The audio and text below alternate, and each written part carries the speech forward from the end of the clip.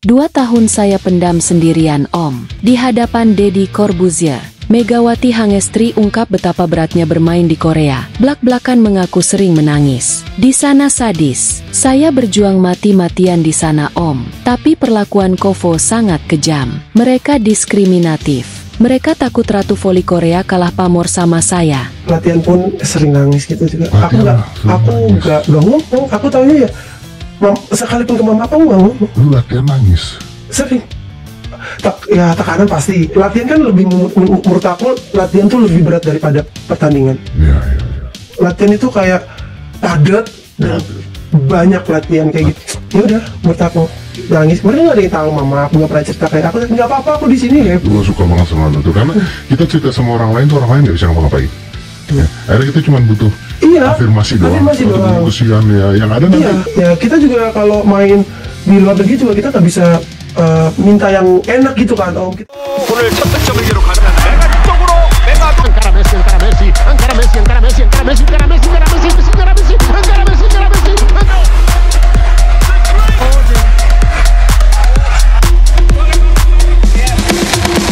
Indonesia Arena.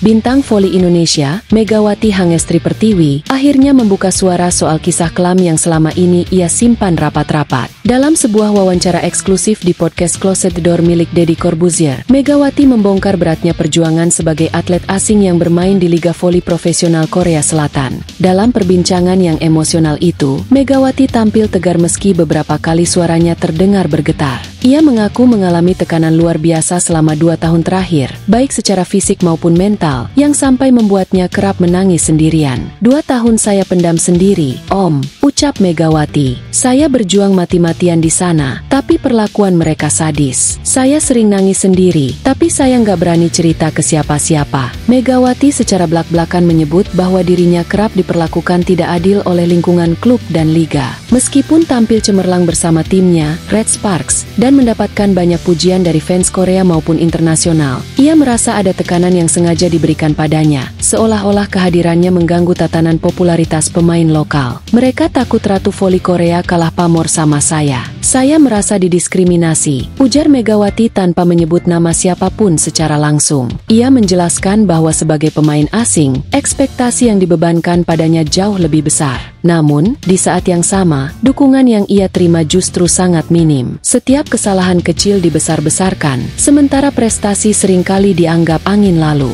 Kalau saya salah sedikit, langsung disorot. Tapi kalau saya main bagus, kayak nggak dihitung. Saya capek, tapi saya tahan, tuturnya. Tantangan makin berat karena Megawati harus menjalani semuanya jauh dari keluarga dan tanpa sistem dukungan emosional yang kuat. Ia mengaku bahwa satu-satunya tempat ia bisa mencurahkan emosi adalah saat sendirian di kamar, dalam diam. Saya nggak punya siapa-siapa di sana. Pulang ke kamar ya cuma bisa nangis sendiri. Saya cuma mikir, ini semua demi Indonesia, demi orang-orang yang percaya sama saya, katanya. Deddy Corbuzier yang mendengar pengakuan ini pun tampak terdiam, sebelum akhirnya menyemangati Megawati dan menyampaikan rasa kagumnya atas keteguhan hatinya. Kamu luar biasa, Mega. Saya bisa lihat betapa kuat kamu bertahan. Tapi juga sedih karena kamu harus melalui itu sendirian, kata Deddy. Pengakuan Megawati sontak mengundang gelombang empati dari publik. Media sosial langsung dipenuhi dukungan dan pujian untuk Megawati. Banyak netizen menyatakan rasa bangga dan salut atas keberaniannya bersuara, serta mengkritik sistem liga yang dianggap tidak adil terhadap pemain asing. Tak sedikit pula warganet Korea yang memberikan dukungan moral dan menyayangkan adanya perlakuan diskriminatif terhadap pemain yang telah memberikan kontribusi besar untuk klub dan olahraga Korea. Megawati bukan hanya atlet, tapi simbol ketegaran dan semangat juang Indonesia di panggung internasional, tulis seorang pengguna Twitter. Kini, setelah mengakhiri musim yang melelahkan dan penuh tekanan, Megawati tengah mempertimbangkan langkah karir selanjutnya. Ia menegaskan bahwa pengalaman pahit tak akan menghentikannya untuk terus berkarya dan mengharumkan nama Indonesia. Saya nggak menyesal. Semua ini bikin saya lebih kuat, tapi saya juga nggak mau terus diam.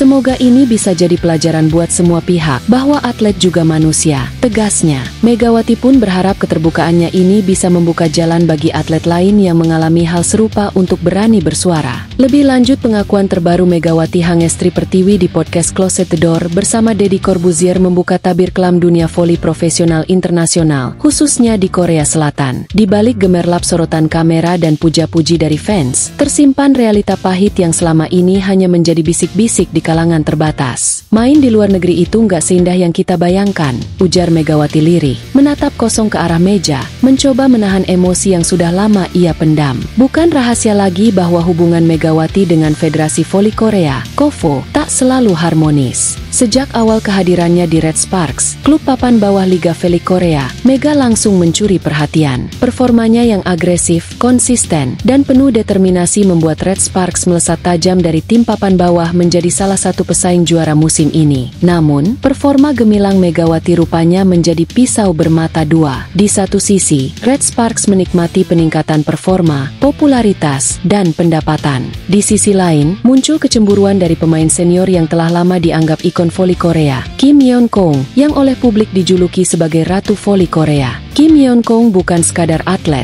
tapi simbol nasional, tokoh besar yang tak tergantikan dalam sejarah voli Korea. Selama bertahun-tahun, ia menjadi wajah dari KOVO dan disanjung bak legenda hidup. Namun, sejak Megawati mulai unjuk gigi, dominasi itu perlahan terkikis. Sejak Mega datang, semuanya berubah, ujar seorang jurnalis olahraga Korea yang enggan disebut namanya. Banyak fans muda beralih ke Mega. Media mulai membandingkan statistik, dan dalam banyak hal, Mega lebih unggul. Ini mulai mengusik posisi Kim. Kondisi ini tak bisa diterima begitu saja oleh Kim dan kubu KOVO. Ketakutan bahwa sang ikon akan tergeser membuat situasi makin panas di balik layar. Isu bahwa Kim Yeon-kong dan petinggi KOVO mulai bersekongkol untuk membatasi ruang gerak Megawati pun merebak. Banyak kebijakan aneh mulai diberlakukan, termasuk jam latihan yang tidak seimbang, promosi besar-besaran yang hanya menampilkan Kim, serta tekanan internal yang meningkat terhadap Mega. Meski di atas lapangan Megawati tampil superior dan membawa klubnya bersinar, di luar lapangan ia merasa hanya dimanfaatkan.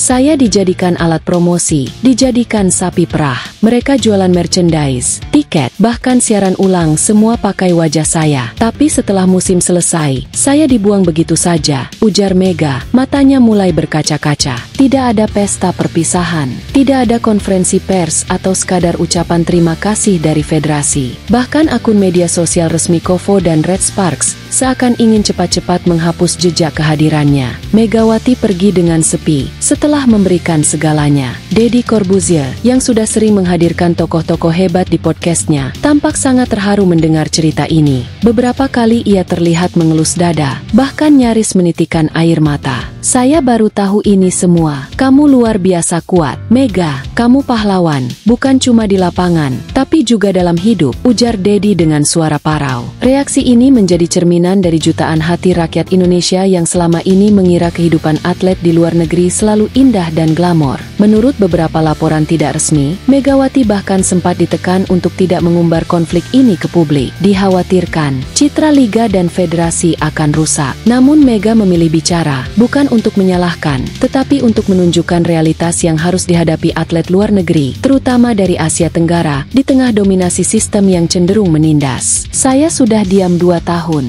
tapi sekarang saya mau jujur. Saya nggak mau atlet Indonesia lain alami hal yang sama, katanya mantap. Setelah episode podcast itu tayang, dukungan deras mengalir. Tagar Justice for Mega dan We Stand with Megawati ramai di media sosial. Banyak netizen Korea juga menyampaikan simpati mereka, mengaku malu dengan perlakuan yang diterima Mega. Organisasi olahraga internasional pun mulai dilibatkan. Beberapa pengamat menyerukan pentingnya pengawasan lebih ketat terhadap perlakuan federasi terhadap pemain asing, terutama perempuan.